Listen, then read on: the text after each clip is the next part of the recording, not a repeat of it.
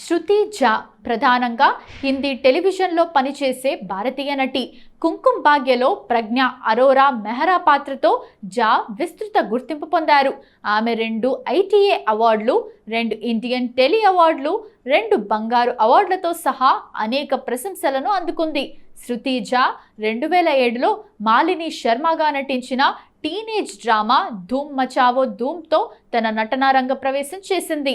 జ్యోతిలో సుధా దేవికా శర్మ వశిష్ఠ పాత్రలో, రక్త సంబంధ్లో సంధ్యా Savarkar Pradhan, Dil say the ధువాలో Janhvi దోబ్రియాల్, సియా ప్రతాప్ సింగ్, సౌభాగ్యవతి భావాలో 2022లో ఆమె ఫియర్ ఫ్యాక్టర్ ఖత్రోకే ఖిలాడి 12లో పాల్గొంది.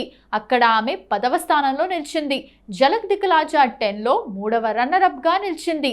శృతి ఝా ఫిబ్రవరి 26, 1986న బీహార్లోని బెగుసరాయ్లో జన్మించారు.